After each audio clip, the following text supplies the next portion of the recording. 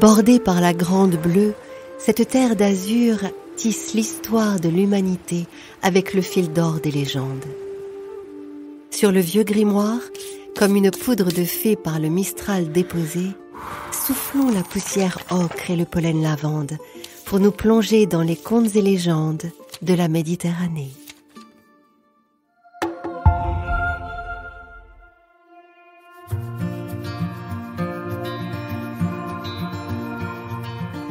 Depuis que je suis né, j'ai toujours vécu ici, à Saint-Rémy-de-Provence. Les oliviers que je cultive aujourd'hui, ce sont mes grands-parents qui les ont plantés.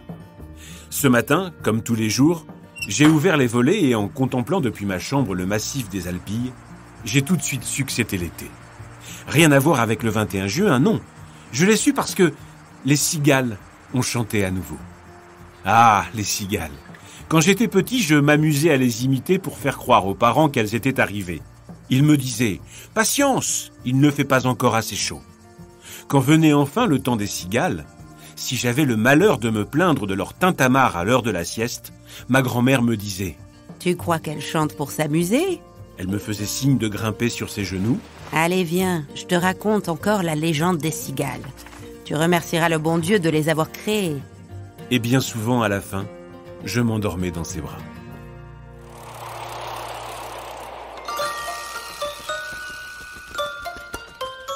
La légende des cigales, c'était il y a bien longtemps, avant nos champs de lavande à perte de vue, nos potagers et nos vergers débordant de légumes et de fruits parfumés. Avant l'arrivée des cigales. Un beau jour d'été, sous une chaleur harassante, 2 anges qui avaient pour habitude d'aller passer un moment sur terre se posèrent sur un petit chemin champêtre. Le premier était particulièrement gourmand et l'autre curieux de tout. Je mangerais bien une pêche ou un melon juteux. Non, je vais plutôt commencer par une belle tomate à croquer avec des feuilles de basilic. Ça ne doit pas être difficile à trouver, dit le gourmand.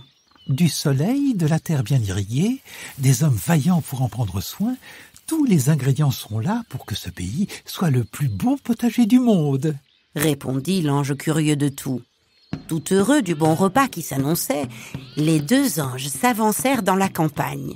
Mais étrangement, aux alentours, dans les champs, dans les jardins, pas le moindre fruit de saison en vue. Ma foi, les oiseaux ont dû tous les manger. Mais pourquoi diable les a-t-on laissés faire ? Allons voir là-bas, il y a une charrette et des outils agricoles. Sans doute y trouvera-t-on quelqu'un pour nous orienter, dit l'ange curieux de tout. Ils se rapprochèrent. Étrange encore, les outils étaient abîmés, rouillés par endroits, comme laissés à l'abandon. Les abreuvoirs étaient tous à sec et les sentiers, cela se voyait, n'avaient pas été empruntés depuis longtemps. La nature, ici, reprenait ses droits bien plus qu'à l'habitude. Que s'était-il donc passé ? Une menace avait-elle fait fuir la population ? Une chose était sûre, quelque chose ne tournait pas rond et c'était peut-être grave. Il faut en avoir le cœur net. Et puis, j'ai faim et soif. Allons vers les calanques. Qui sait, les habitants sont peut-être tous partis vers la mer pour mieux supporter la chaleur estivale, dit l'ange gourmand. Ils traversèrent un village, puis 2, puis 3. Bien qu'il ne soit pas encore l'heure du déjeuner, toutes les rues des villages étaient désertes, les boutiques fermées, les volets clos, même les bancs installés à l'ombre des platanes étaient vides. J'ai une idée. Allons dans une église. Il y aura bien quelqu'un pour nous dire quelle mouche les a tous piqués, dit l'ange curieux de tout. L'ange gourmand n'était pas très à l'aise. À vrai dire, sa peur grandissait à mesure qu'il avançait. Tant pis pour les délices auxquelles il devrait renoncer. Partir d'ici pendant qu'il était encore temps serait peut-être sage. Allons dans la maison de Dieu, nous n'aurons rien à craindre et le curé pourra nous expliquer pourquoi ce paradis sur terre semble déserté par les hommes, dit l'ange curieux de tout. À pas lents, les 2 intrépides passèrent le porche de l'église. Quelle fraîcheur à l'intérieur! L'ange gourmand se sentit tout de suite beaucoup mieux. Par contre, de curé, aucune trace. Au presbytère, peut-être? Toc, toc, toc. Pas de réponse. Ils entrèrent et trouvèrent, imaginez-vous, l'homme profondément endormi dans un fauteuil, les mains croisées et le ronflement sonore. « Hé, monsieur le curé, réveillez-vous! Un grand malheur s'est abattu sur vos terres. » À la vue des deux anges, le curé n'en crut pas ses yeux. « Mon Dieu, suis-je mort pendant ma sieste ?» Votre sieste? Mais il est à peine 11 heures du matin. Et où sont donc tous les autres? Personne dans les champs, ni sur les routes, ni dans les rues. Vous n'allez pas nous dire qu'ils font la sieste eux aussi? Dit l'ange gourmand. Le curé reprit ses esprits et constatant qu'il était toujours bien chez lui, répondit. « Mais enfin si, évidemment. À notre place, que feriez-vous? L'été, la chaleur et le soleil unissent leurs forces pour nous endormir. Nous manquons d'eau. Le Mistral en rajoute. Alors oui, nous sommes comme les ours, voilà tout. Nous hibernons. À part à la rosée du matin ou le soir à la fraîche. C'est chacun chez soi. À l'automne, la vie reprendra son cours. Venez donc alors me rendre visite. En attendant, merci de me laisser dormir. » Les anges tombaient des nues. Quel gâchis! Il fallait absolument trouver un moyen d'aider les Provençaux à se motiver et à retrouver leur force, même en plein été. Ni une ni deux, ils quittèrent les lieux pour aller consulter le bon Dieu. Ils lui racontèrent toute l'histoire, les champs abandonnés, le curé endormi, les volets fermés. Le bon Dieu écouta en silence, l'air mécontent d'abord, puis perplexe. Que manquait-il en Provence pour créer l'équilibre parfait? Un détail lui aurait-il échappé? Il réfléchit, une seconde à peine, et trouva la solution. D'une voix solennelle, il proclama: « Tout l'été, et l'été seulement, pour empêcher les habitants de s'endormir sous le poids de la chaleur, il y aura désormais une fanfare sur pattes pour leur donner du baume au cœur. » Que voulez-vous dire? Des musiciens seront-ils partout dans les campagnes, armés de percussions? Dit l'ange gourmand.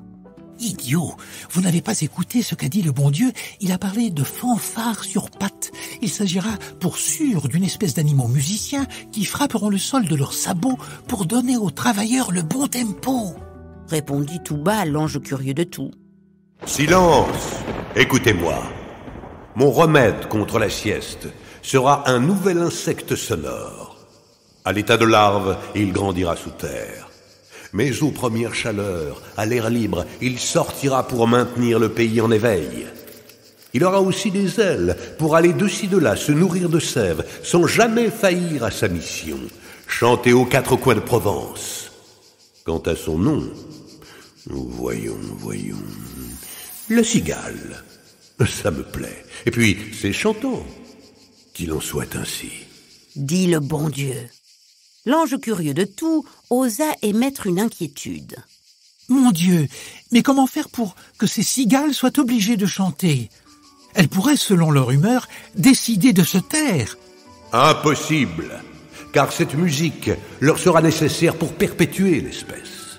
Pour les cigales, l'été sera la saison des amours.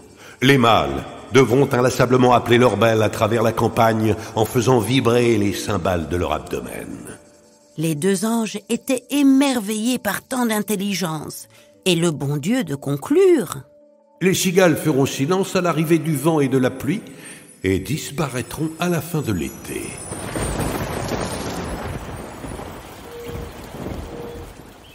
Les deux anges trépignaient de joie. Ils se promirent de redescendre sur terre pour assister à la toute première rencontre entre les Provençaux et les cigales. Et c'est ce qu'ils firent l'été suivant. Dans les pinèdes, les champs de lavande, les vergers, les buissons des jardins, les cigales s'en donnaient à cœur joie pour chanter l'amour à tout va. L'ange gourmand ne savait plus où donner de la tête. Les branches des arbres ployaient sous le poids des fruits mûrs. Les cagettes étaient remplies à ras-bord dans les carrioles qui sillonnaient les sentiers. Les potagers débordaient de légumes à ratatouille, les vergers de fruits sucrés et juteux. Les paysans, mécontents au début de ne plus pouvoir dormir, constatèrent peu à peu les bienfaits de leur labeur et redoublèrent d'énergie pour travailler leurs terres.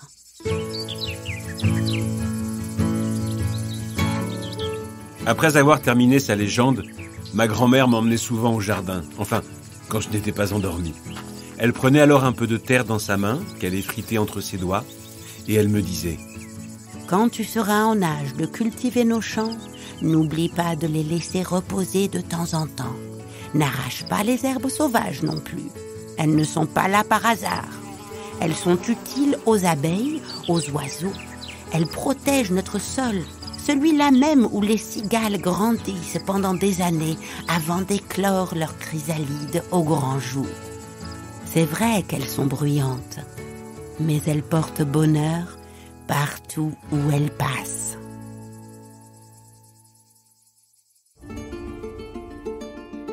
Refermons pour aujourd'hui le vieux grimoire de cette terre de légende et retrouvons-nous vite pour de nouvelles histoires.